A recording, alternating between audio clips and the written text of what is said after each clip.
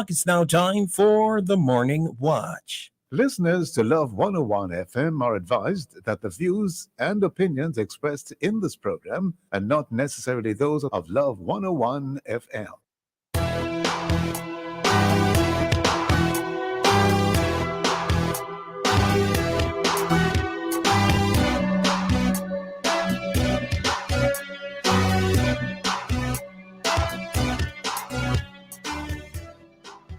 Hello and welcome to the Morning Watch on Love 101 FM.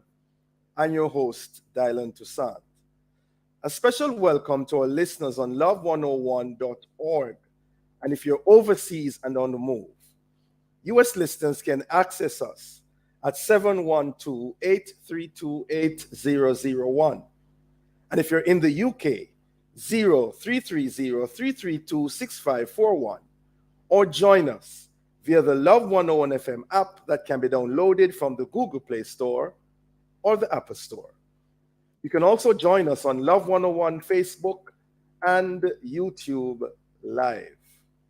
In the first watch today, addressing concerns about the high murder rate. In the second watch, when youth speak truth to power.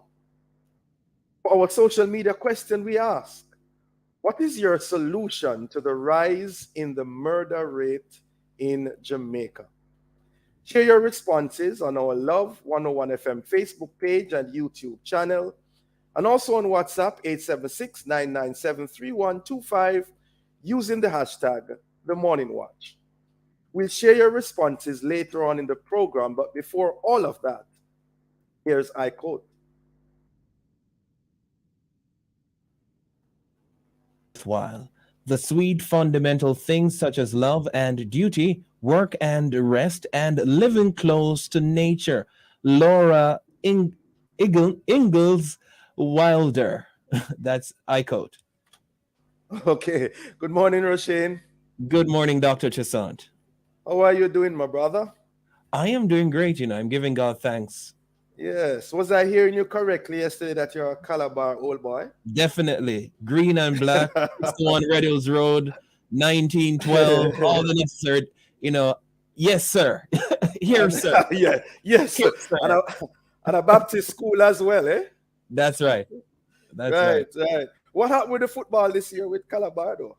Well, I believe we started off well, but I haven't been really following it up. But I believe they started off well because I saw where they were winning some matches. But Yes. however, we got eliminated maybe early. So hence the reason why we didn't see them at the latter stages of the competition of the Manning Cup and maybe the Walker Cup and so on. So that's how it is sometimes. We win some, we lose some. Every school has their season. Yes. So this year wasn't our season. That's all right. Well said, sir. And all the best. All right. All right, blessings. First watch after this break.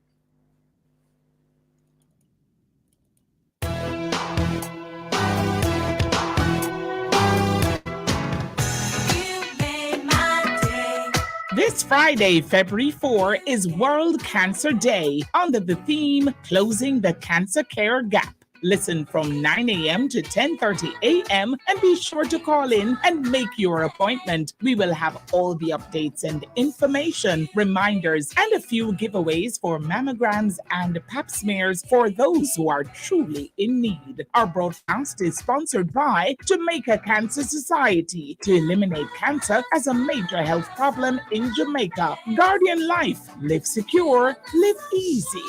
Quality Swim Academy, where there is passion in every stroke, swim lessons, and swim items and accessories. That's World Cancer Day. We pause, we focus, and we remind ourselves that we can beat this. Our broadcast will be this Friday, February 4, 9 a.m. to 10:30 a.m. on the family station of 101. You made my day.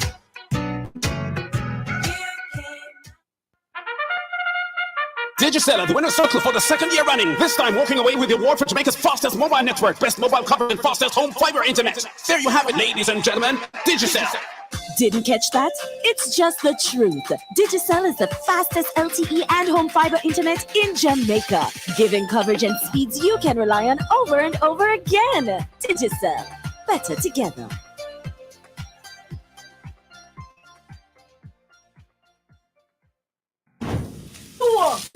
Nobody light it. What you man say? Do what? No light what? Nobody light it. You know, sister, we in a dry season. Plus breeze a blow. You are set we up for disaster. Disaster? What kind of disaster? Bushfire, Joe. Bushfire. If that the fire they catch and spread, we can lose everything. House, land, car, gone. See a carelessness. Nobody light it. You know what, true? I feel with duty for protect life and property. Yes. Me glad you respect the warning. This message was brought to you by Jamaicans Against Bushfires. JAB, plan, protect, prevent. There are a million reasons to want to own a home. I want more space for the children. I am tired of paying rent. My wife and I want an investment. Go from future plans to keys in hand with an NCB mortgage. Get rates as low as 6.95%, 100% financing, and up to 40 years to repay. Plus, get the life insurance and home insurance you need all in one place. Visit myhome.jncb.com to get started. Conditions apply.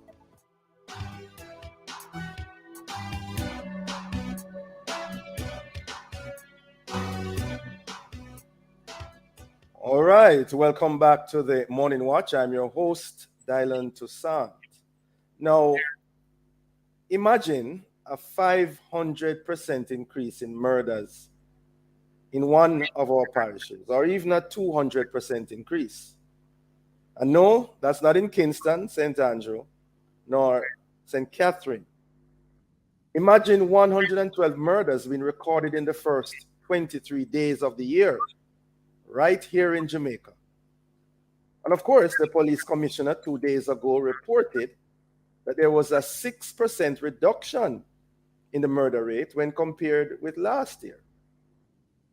Be that as it may, how are we to address the concerns associated with our high murder rate? Well, to help us answer that question, we have online Professor Donna Hope, Professor of Culture, Gender, and the Society at the University of the West Indies, and Reverend Dr. Ralston Nemhard, social commentator.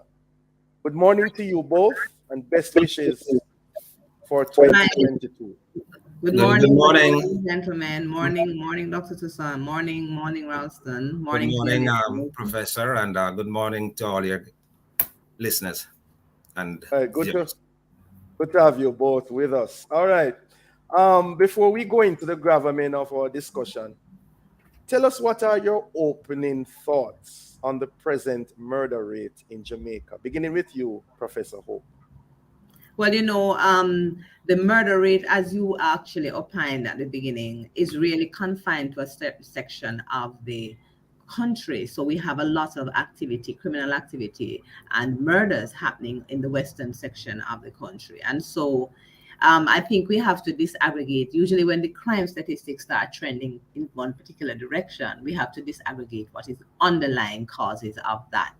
So it's not that the entire country has been plunged into a rictus of people murdering each other in the streets for various reasons, but that certain activities in a segment of the country has created these negativities that come out in murders because of what is going on with those networks.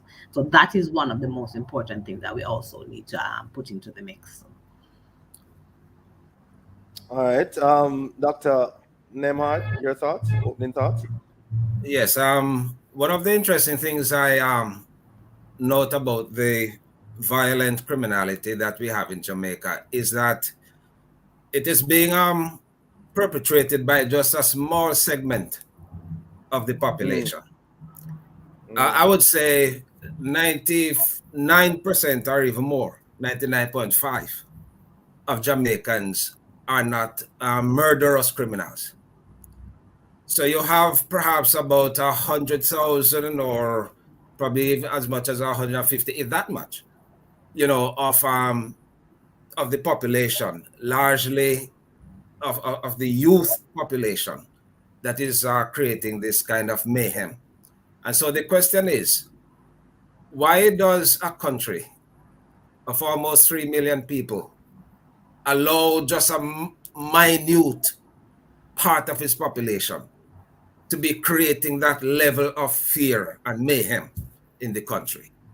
I think that's a question that we need to ask ourselves. And why is it that we cannot get engaged in dealing with this small segment of our population?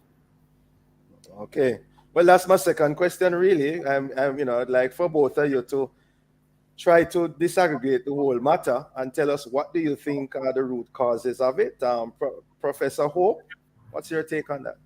Well, we have been having a problem with crime since our country took shape and form. But I suppose crime and crime in a lot of ways is more than murders, you see? So when we use the word crime in Jamaica and we start getting concerned about the crime rate, usually we are very concerned about murders. And that's really a kind of violent crime. A lot of times it's interpersonal activities that creates that kind of crime. But criminal activity in Jamaica has been something that has long been a part of our history, depending on how you are positioned. You know, people are rebelling against the state for various reasons that they see. They're in resistance mode because they see themselves being harmed.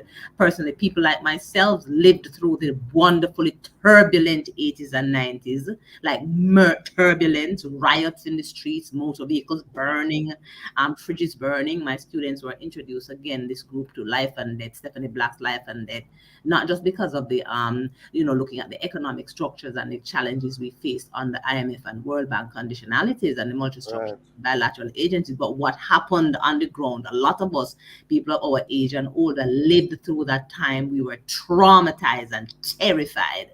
These were people fighting against the state system and the political arms that was also feeding a lot of it on the ground. So crime in and of itself in Jamaica has been with us from the days of slavery. People were fighting against the system and they were seen as doing it in a very illegal way. A lot of things have been happening, but murders, which is something that people complain about more in the media and elsewhere, is really what we look at as a kind of flashpoint. And whenever we see trending, people get stressed and traumatized. And so for me, we should disaggregate and look really at what is violent crimes and really also murders that are seen as a kind of tip of the iceberg. Murders and violent crime have been with us for a long time.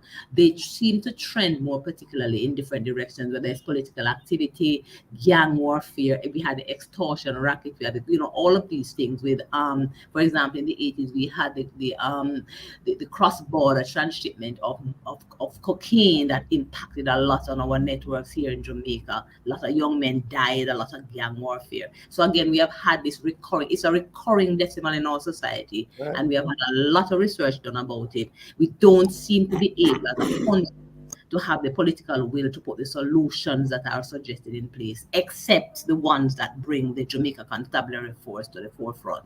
That seems to be the main one that we are able to look at in a kind of knee-jerk response whenever the paranoia about murders hit fever pitch. Yes. Dr. Nemad, especially in a pandemic, and over the last couple of 20 years, we have been going into over 1,000 murders per year. What's behind that? It's a multifaceted problem, and I'm glad that Professor Hope disaggregated that it's not just that there are other crimes other than the murders, but the murders and the nature of them, especially in recent times, have become a kind of existential threat. And that is why people are so fearful. And that is why the murders always appear on the top of when you're looking at the whole crime situation. And, you go all the way back from the 1980s.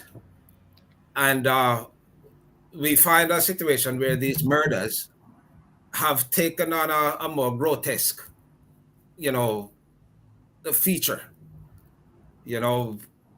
hacking people to death, decapitating people and all that sort of thing. So the question is, how do we then as a society look at what we're faced with and come up with the kind of solutions that will be long-term in dealing with this problem? And before you go to the solutions, Dr. Nemad, what is behind it though? I know it's tied to solutions, you know. But what do you think I mean, apart from when we started with the problem it is a lot of it is politically spawned. We know the development of garrison communities, the distribution of guns to dons and so on inside these communities by politicians to seek political power. I mean, let's not, try to skirt around it. Well, tell you what, Dr. Demal, I don't want to skirt around your point, but we're up on a break, so could you hold that thought? We'll be right back. Okay.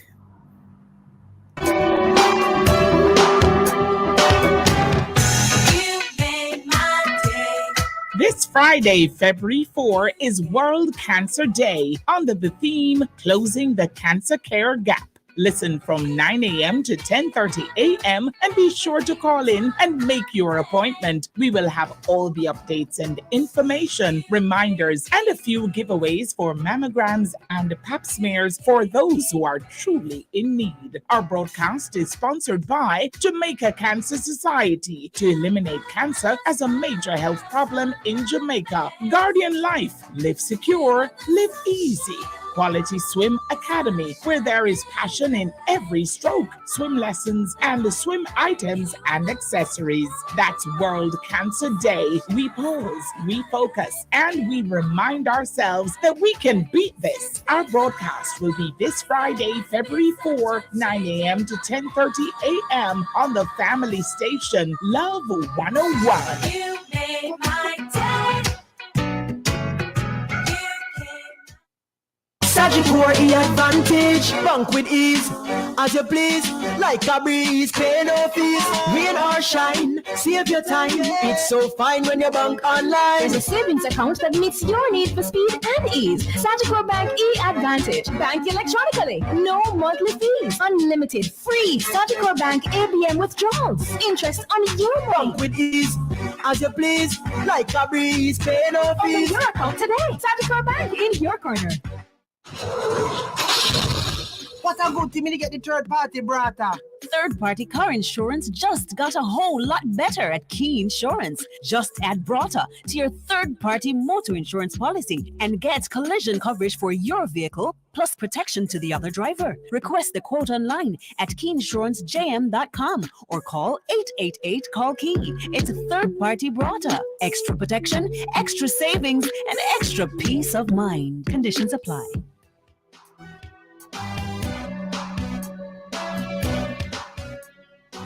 Welcome back to the Morning Watch. Thanks for staying with us. I'm your host, Dylan Toussaint, and in this, the first watch, we're discussing the whole matter of the high murder rate in Jamaica. And we have online Professor Donna Hope, Professor of Culture, Gender, and the Society at the University of the West Indies, and Reverend Dr. Ralston Nemhard, social commentator. Welcome back to both of you. Before the break, Dr. Nemhard, you were talking about what's behind all of this high murder rate in Jamaica, and you're drilling down to the political realities. Right, and those of us who lived through the 1980s, and especially 1980, will remember that was one of the most traumatic years in the history of the country, because we murdered over 800 people on the basis of seeking political power. And that, I think, set the trend even more. It was before that, but it set the trend for the emerging, murderous culture that we have in the country.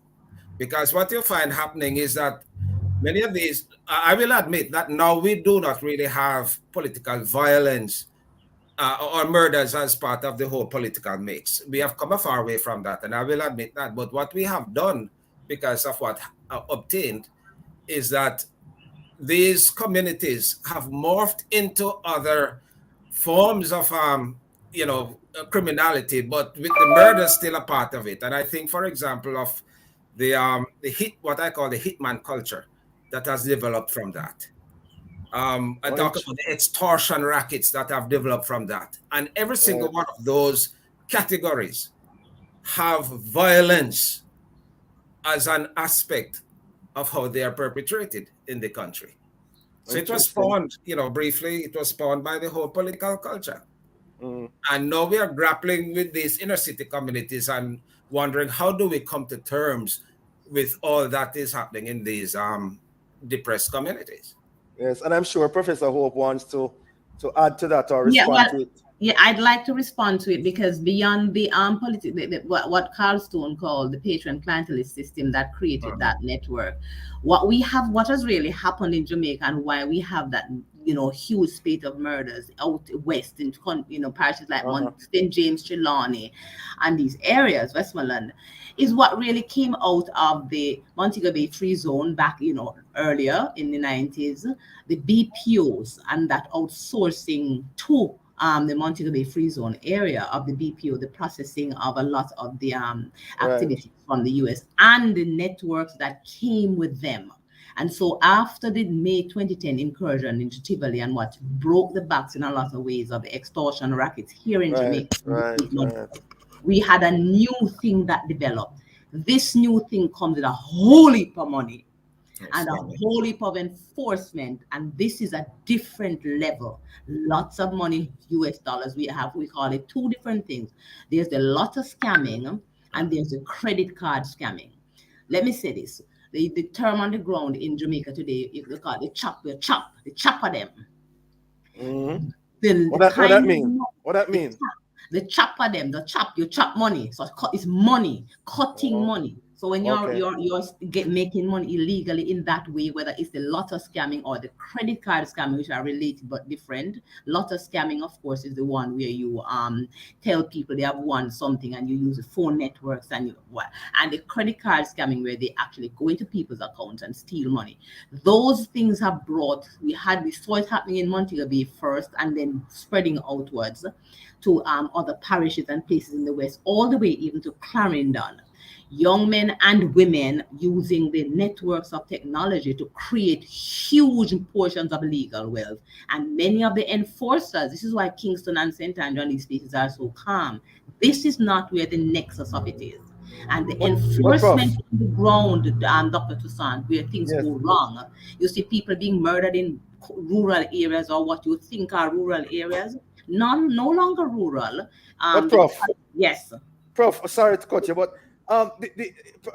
Dr. Nemad mentioned it earlier. The beheadings, the throat slashings, the killing of children, women and the elderly, and the mass shootings, just kill a whole set of people. What's behind that? But Dr. Toussaint, remember, and I find that Jamaicans want the benefits or so-called benefits of development without the other parts of it. Development comes with these crimes, and if you've been looking at what would happen in other countries that were more developed over the years, watching, for example, forensic files out of the US, people do these things routinely because the nature of crime changes as the society gets more developed. People are less connected to each other. We used to be, more connected people, more agrarian values, more rural focus. When we get into the kind of change interpersonal relationships where people are now focused on holding on to their material wealth, my house, my car, my things, as well as the kind of personal relationship challenges. And we hear, for example, about the rise of hitmen. This is a reality in Jamaica. Citizens who are coded as good don't want to get their hands dirty. People are sending out hitmen to kill their spouses, to kill their girlfriends who are cheating on them, to kill their boyfriends who are cheating on them. Remember, women are involved in this too. Yeah, man. Minds have changed, and so we are thinking about Jamaica of the 60s and 70s. This is 2022. Jamaicans are more cosmopolitan, and these are some of the kind of cosmopolitan behaviors that have taken hold. But when they are presenting themselves in a public setting, everybody is talking about love and peace and Jesus. Then they take up their phone and call a hitman to go and murder someone who maybe diss them, as they say. Good citizens are paying for these things. We have a lot of guns on the ground. We have a lot of hungry young men and remember, Dr. Nemad and Reverend Dr. Nemad and Dr. Toussaint, when the crime is separated from the individual on both sides, the hitman, for example, and the person who is ordering the hit, both persons are separated from the crime. The hitman is not connected personally, and the person ordering the hit disconnected. So people Right. are protecting themselves in these bubbles from the actual reality that they are the ones underlying and underlining these criminal activities. And still for me, the volume of murders that we see coming out of Trelawney, out of St. James and these places, a lot of them are connected to money. People are making millions of dollars per week. Per The week. Crime does pay. And yes, that's a very, and we have to call it for what it is. But remember, if we take the broken windows theory, you talk about why the broken windows theory out of sociology into the mix. We have allowed our society to, if you go out in the streets and look at the way the cab drivers are driving, we have allowed small infringements in the society to be let loose. Everybody does what they want to do. And so it creates a kind of network and an idea that the society is lawless and we can get away with anything. People drive irresponsibly, they get away with it. The police force is overwhelmed. So Dr.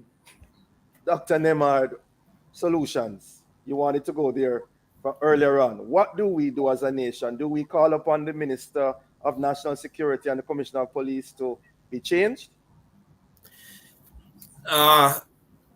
Whenever we have these flare-ups, of violence, the first people we look to are those who are in charge to Well, they're in charge. Yes, they're in charge. No. But what I mean is that they stop somewhere. No. But what I mean is that we think that any one person or any group of people who are given authority can arrest this problem. So the knee-jerk reaction is to call for the resignation of people. And, that doesn't really solve the problem. My first question is, you move those, then who do you put in who are going to do a better job? Because, if they admit it, right down through the years, commissioners of police and ministers of national security and justice at one point, they have failed. Really. So they're hoping for somebody will come in. They're hoping for somebody will come in and succeed. And they succeed and they keep failing. Okay.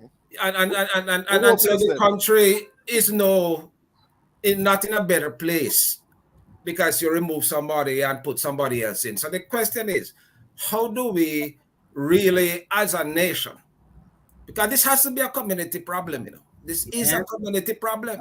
And Professor Hope has been talking to the Trelawney, Westmoreland. Now it is going into Junction in St. Elizabeth. The tentacles are spreading right throughout the country. And so it becomes a community problem. These scammers, gangsters, hitmen, they don't live outside the society. We are locked in by the sea. 4,411 square miles of land. It might have gotten less because of climate change and so on. Right. But the point is that these people, they come home to communities. They come home to mothers and girlfriends who wash their clothes. It is no secret. So they must report on them. So we need intelligence. Lose their life? No, not snitching necessarily, but what I'm saying is that we need intelligence gathering capabilities in the communities that can help the police get the information. How did they get the information on those guns in at the stadium? I think they did because of this kind of intelligence gathering. That needs to be beefed up, so that we can, get a handle on what is happening in the communities. If the communities do not support proper policing, we're not going to have an end to this problem. We have 2 minutes, Professor Hope. Your take? Well, I believe that we the macro level is more, micro level is far more important in terms of people have to become involved at the individual level in the business of crime in Jamaica, in the policing of the country. It can't be that whenever anything goes wrong, we call on the police force and the Minister of National Security. The people committing crime are people in Jamaica. People are aware of it. They are involved in it. They are benefiting from it. And if we put into place some of the suggestions from the Wolf Report that came out in the 90s, for example, we would have long had success in moving some of these figures. But the crime crack police teams and calling on the Jamaica Constabulary Force and the Jamaica Defense Force, the Minister of National Security, will not clear up the criminal activity and the murders that we see in Jamaica. People on the ground, every single person listening in, every single Jamaican has a responsibility and a role to play in removing this kind of scourge from our country. And so the powers that be should put measures in place that affect the minds of the people of Jamaica. That is a more important role that they have to play, because each time we have the flare up and you put in a crack police team, you murder some guys, you lock up some people, the problem persists. It is a mindset issue. We have to address it from the root, inside of the hearts and minds of the people. Thank you, sir. Thank you. More unknown. I'm so sorry. Very quickly, Doc, that's one of the reasons why I have a problem with the SOEs, because we use a blunt force and we think that that can cauterize the problem when the problem remains deeply rooted in the communities that we need to deal with. Interesting. In so many ways. Interesting. But it's a very difficult for another discussion. I want to thank you both for joining us this morning. Insightful, interesting discussion. Have a productive day. Thank you. Listeners, the Morning Watch will return in just a moment.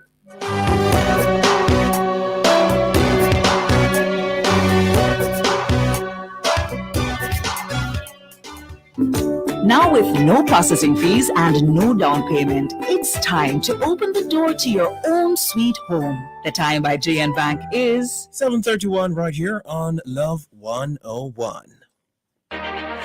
Jamaica and its workforce are advancing quickly. Life-changing opportunities are arising.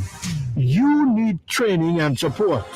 We are the Renewed Heart NSTA Trust, committed to providing new and emerging skills training and opportunities. Come to Heart. We'll help you claim your place in the workforce of the future.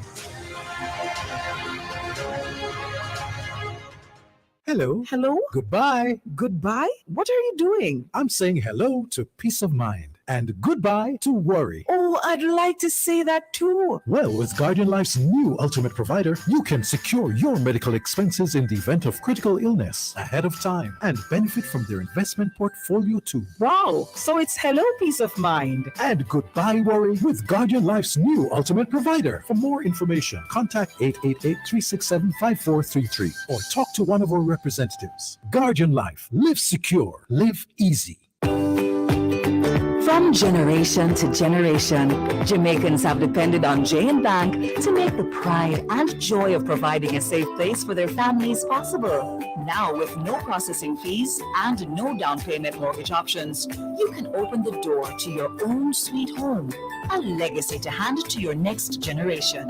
Visit jnbank.com to get pre-approved today. JN Bank will help you find a way.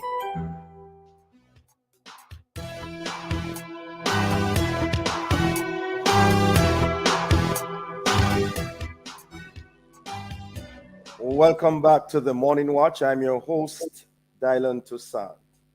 Let's take a look at the newspapers to see what Jamaicans and others are saying and doing. In the Gleaner, humble hero, man hailed for bravery in bid to rescue electrocuted contractor. And our prayers go out to that contractor. In the Gleaner as well, everything is a mess. Port Maria in recovery mode as mayor laments worst flood ever. And our concerns and prayers go out as well to the affected persons in Port Maria and surrounding areas. In the Observer, COP reports the Henny Park enjoying sharp reduction in crime. Good news. And then, police moving to address gridlock on Ocherios Main Road. Those are some of the major headlines in our newspapers. Coming up next, we'll read some of the feedback from our Facebook and WhatsApp question. What is your solution to the high murder rate in Jamaica? Please share your responses on our Facebook page, Love 101 FM, and also whether by text or voice note to WhatsApp 876-997-3125 using the hashtag The Morning Watch. We'll be right back.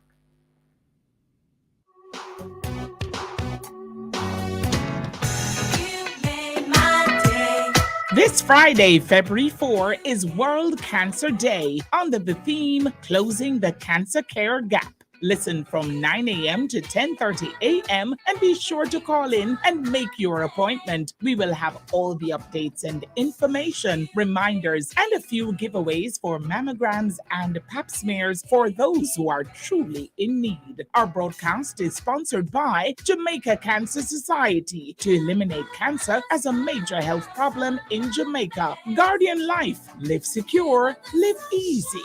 Quality Swim Academy, where there is passion in every stroke, swim lessons, and swim items and accessories. That's World Cancer Day. We pause, we focus, and we remind ourselves that we can beat this. Our broadcast will be this Friday, February 4, 9 a.m. to 10:30 a.m. on the family station, Love 101. You made my day.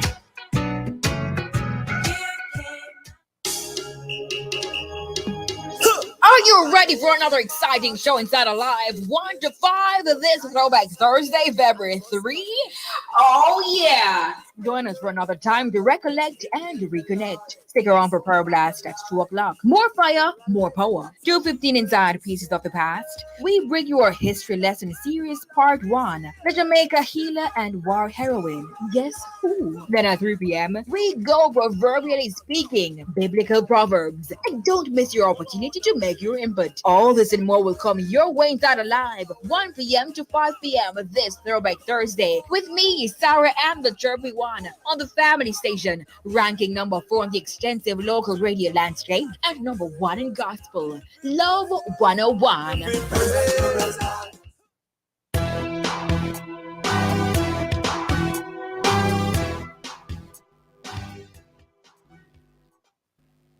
Welcome back to the Morning Watch. Thanks for staying with us. I'm your host, Dylan Toussaint.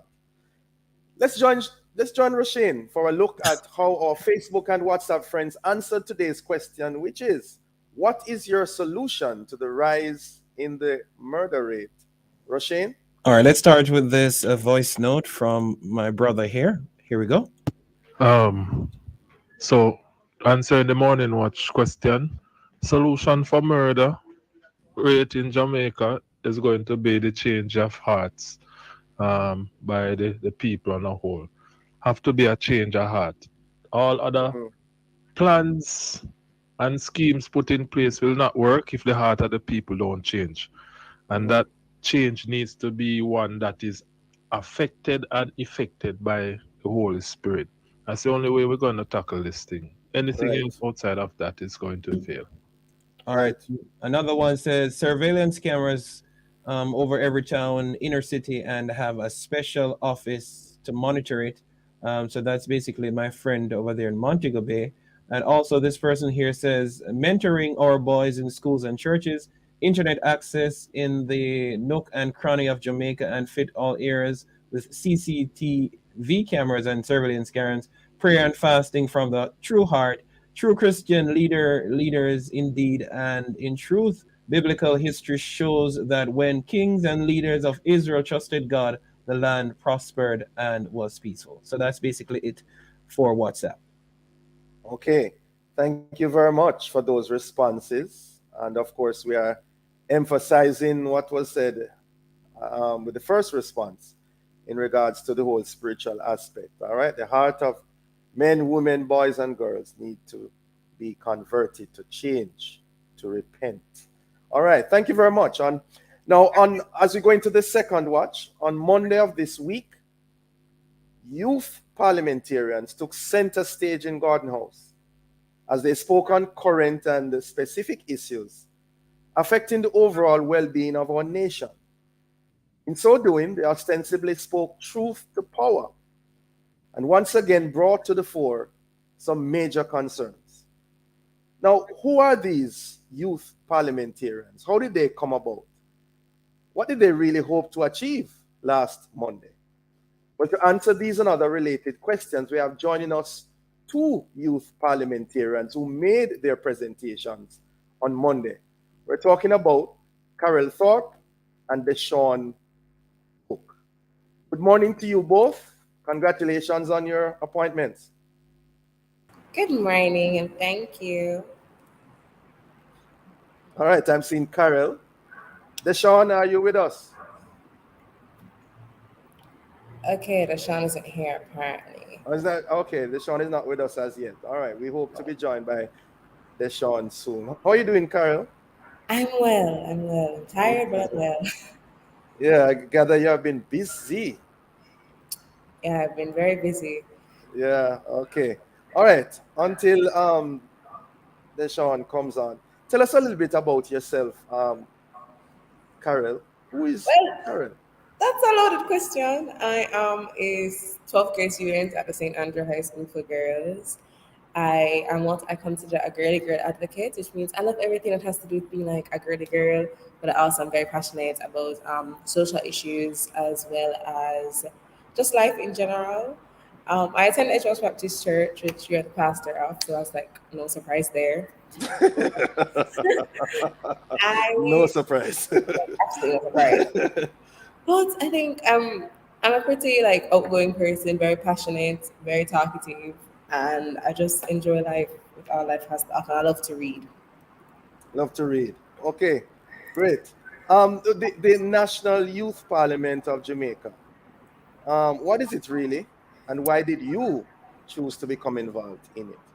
Well, the association I can give for NYPJ is that it is a body of young persons who are interested in learning a bit more about parliamentary procedures and how the government works, as well as like giving back through volunteer programs. Because as much as like everybody sees the end results of like going to parliament and giving speeches, we had to go into our constituencies and work alongside people to give them a service that they needed.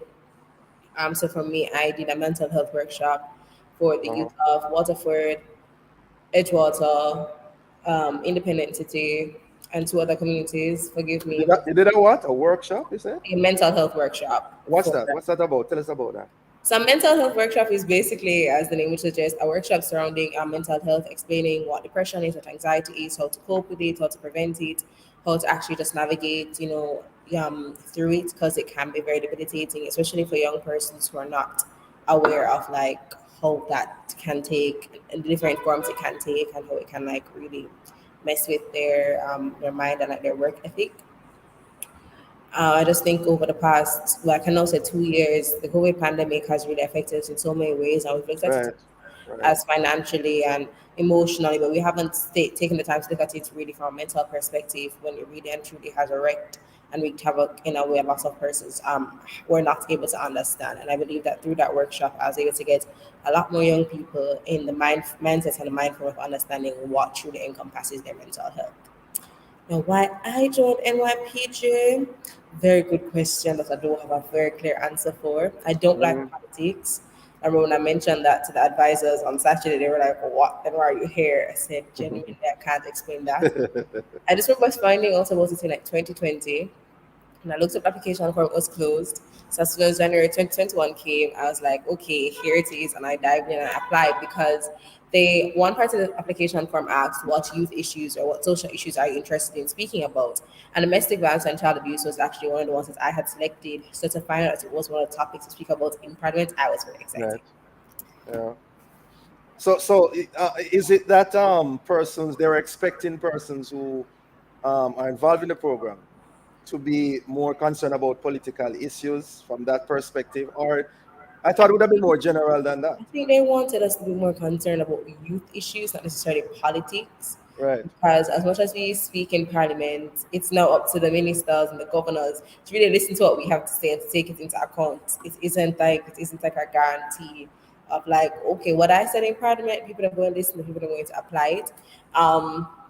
I know for a fact that the Youth Advisory Council of Jamaica, Council of Jamaica, we're supposed to continue to check in with them to see if various ministries have taken any action towards the plans that we've given them. Because one of the things that the Youth Advisory Council was drilling into us over the weekend is that do not give them basis recommendations, give them dynamic recommendations that are not only, let's say, easy to instill, but they will reap great rewards. And they work through our speeches rigorously to get us to give them recommendations that were not just base levels that they've heard all before. So they're very helpful in that regard. Well, all right. So walk us a little bit more through the selection process. Well, you firstly have to fill out this very in detail application form. After you do the application form and you get your email to say you've been accepted, you have to go through a series of workshops. I remember about 6. Some talk about parliamentary procedure, some speak about public speaking, some speak about community involvement and doing your constituency projects, while others speak more real in detail about parliamentary procedures. Tell you what, Carol, could you just hold that thought, please, or up on a break? We'll be right back.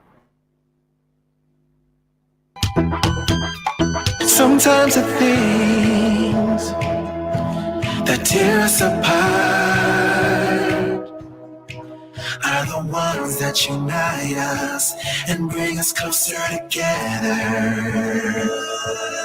Where there is life, let's keep on dreaming. Where there is love, let's find new meaning. Where there is hope, keep on believing. A message from Sagicor. Who's ready to answer the Go Loud Cash Call? Here's your chance to be one of 4 winners of 50,000 weekly. Just answer the Go Loud Cash Call with the phrase Simple More Radio and Podcast. and the money is yours. Tune into the live shows on Love 101 FM, Tuesday, February 1 and Friday, February 4, 2022 to find out how you can win the cash. Who knows? It could be your lucky number. Must be using the Go Loud app and the Digicel customer to qualify. Go Loud, Simple More Radio and Podcast. Text 402 to 137 for more information. Authorized under Section 58.3 of the Betting, Gaming and Lotteries Act.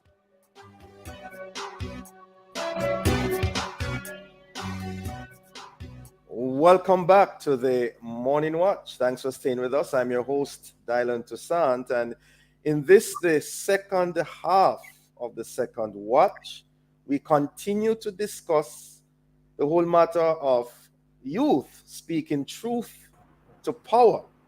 We're having an interview with one of the youth parliamentarians in the person of Carol Thorpe, who on Monday was one of the presenters in Garden House on some interesting issues. Welcome back, Carol.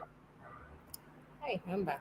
Yeah, before the break, you were telling us about the selection process. You're walking us through the process. So after you complete all these workshops, you will then be given the opportunity to vote on the policies and the topics that you'd like to discuss in Parliament. So there was about 5 or so topics, or 6 maybe topics that we got to choose from. After we all voted on it as a consecutive body, the topics were selected and then we went into preparation mode.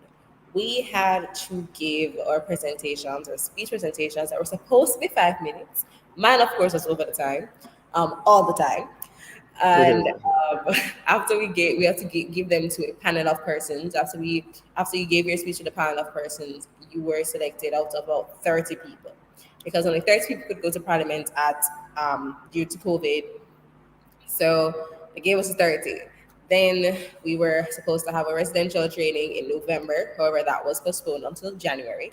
So after that, they had to do the reselection process because there were some issues with the first selection. So we had to give our speech again to a different panel of persons. And of course, over time.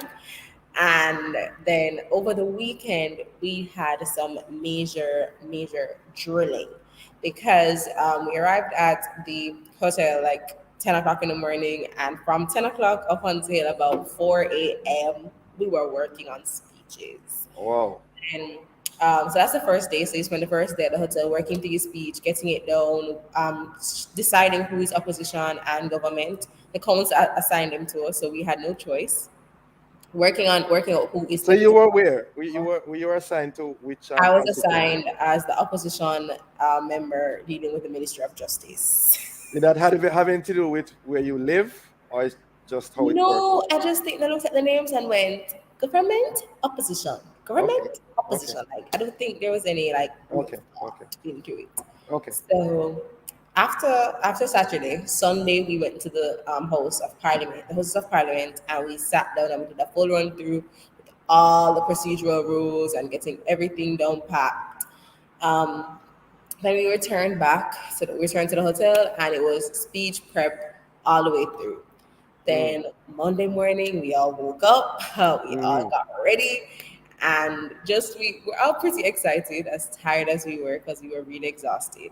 Um, Yeah. just deliver the speeches, and hopefully, persons listened. It was really like surreal to be sitting in the House of Parliament and seeing like any minister who had attended or any MP who had attended sitting across from us, like sitting and listening and laughing at the jokes and getting um getting the little things that we were saying, the quirks. Like it was so much fun to over the course of the weekend have to learn all these dancehall phrases to help and support my members because I don't listen to dancehall. So over the weekend they're like, Carrie, they're going to have to say this with me. I'm like, what? So that was super fun, definitely. Yes. And of course, Deshaun, we're hoping to have him on as well. He was on the government side, right? Government side. You're muted.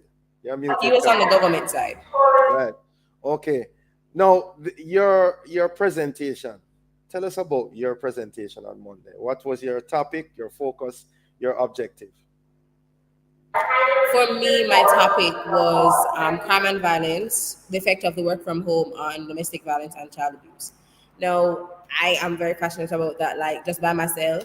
However, as president of my school's Protect Your People Club, that is a club that deals with sexual assault, human trafficking, and self defense, a couple of girls have actually disclosed to me like heinous things that people have done to them, and it has really made me want to, curl up into a ball and not face the world.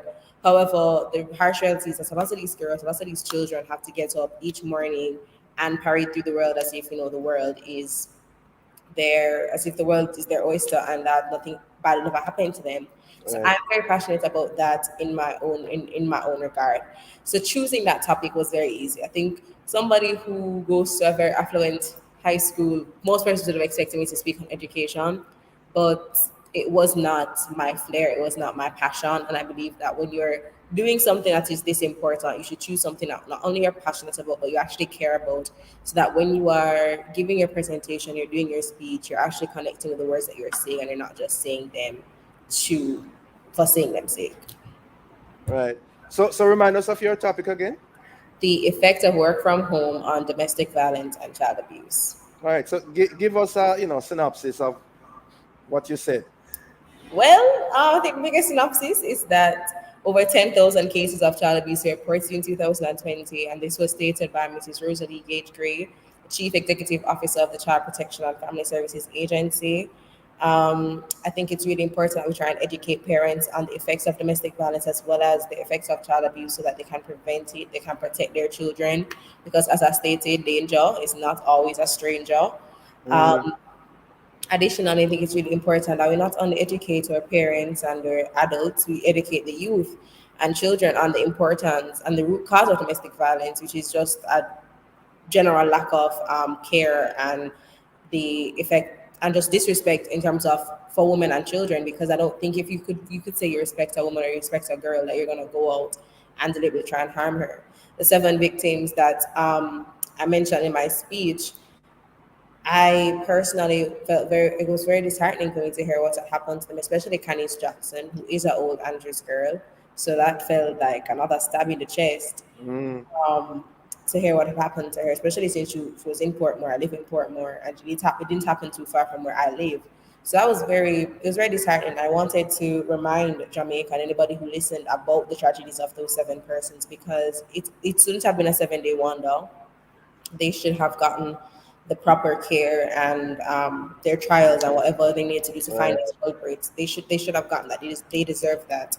Right. For our country that we want to be safe, so people can live, work, do business, raise their families. We have to ensure that we're taking the proper precautions to protect our children or women or men. Because as Deshaun said, we have to protect the Dolly them and the Ken dolls. Like we can't leave any of them out. Right. And what was the response you think to your I presentation? I think a lot of persons were a bit shocked at the statistics, as especially around child abuse. I think domestic violence they had known about that a little bit more, But I think child abuse in its full entirety, as a people weren't too aware about that. I think the response was very appropriate. I would say supportive in a lot of aspects. I've gotten some very heartwarming messages saying that they really connected what I was saying and how my recommendations are not baseless and they're very dynamic, and they hope that the ministry and the government would take a lot of what I said into consideration, especially as well as Anthony, Deshaun, and Othniel's recommendation. They believe that what the four of us had to say on this topic is groundbreaking and life changing. And if they were just to take, even one of our recommendations out of the four speeches, that real change can occur. Yeah. What has the whole experience done for Carol Thorpe? We're so sorry that Deshaun was unable to join us this morning to hear his perspective as well. But you are with us. What has the whole thing done for you, Carol, from day one to now? Well, I think the whole process is not for the weak. I'm highly recommending anybody who decides to apply, heads Not for up. the weak, what do you mean by that? Heads up, you're going to be stressed. You're going to be stressed, guys. Overwork. You are doing something that is going to have a life change, that might have a life changing impact on one person, and you can't take that lightly. And they definitely do not allow us to take it lightly. Like, you have to go in there with the mindset that you're going in there to change somebody's life. You're going in there to effect change. You're gonna get stressed. And you're going to be tired. You're going to be frustrated sometimes. You're going to be frustrated with yourself, you're frustrated with the advisors, you're going to be frustrated with the ministry, you're going to be frustrated with all of it.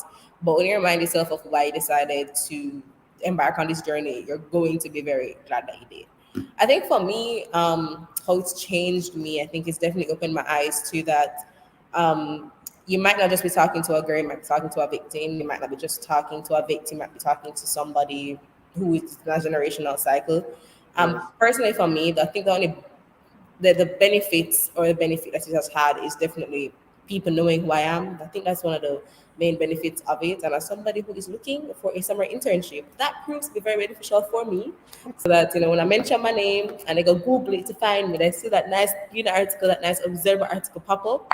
So I think that's one of the benefits that it's had on me personally. What about the exposure to other Other youth leaders. youth leaders? Yes. How was It's that? How been has that been? it's honestly very fun. Like, sometimes when you operate in a space where everybody is kind of, well, not, I don't use the word shallow, because I don't think any of my peers are shallow. But when you operate in a space where not everybody shares your views and shares your opinions, you can kind of feel like a fish out of water. So definitely meeting the other, I think it was like 20 plus of us. I can't remember the number right now. But definitely meeting everybody and hearing everybody's remarks and hearing everybody's encouragement, and um, getting to know everybody and know what everybody has been through, and to kind of be in their circle. You definitely have like a genuine bond that's going to last a lifetime, because now you are encouraged and you're lifted up by people who care in the Right. same way that you do about all four issues, and they're looking for the exact same results that you're looking for as well. Right. And so, as we wind down our discussion, what would you say to other young people out there, aspirants to become youth parliamentarians? Any, final words of advice, suggestion, recommendations?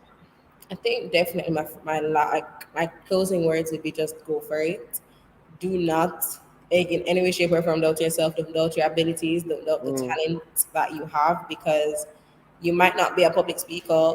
I think for me, this is something I've been doing for years, so it's come naturally to me. I wasn't nervous, but I definitely know that some of my peers are very flustered, very nervous going into it. But they presented and you'd have never known. So trust me, there were shy people there. There were people who were shy there who give their presentations. So you don't have to worry Right. about anything. Everybody there is super supportive and is going to look out for you. So you don't have to be afraid. Great, great. All right, thank you very much. I see you're getting a call somewhere, somehow. All right, thank you very much, Carol, for joining us, and all the best going forward. We're sorry that we weren't able to join with Deshaun. We wish him all the best and the other parliamentarians. Thank you, listeners, for being with us.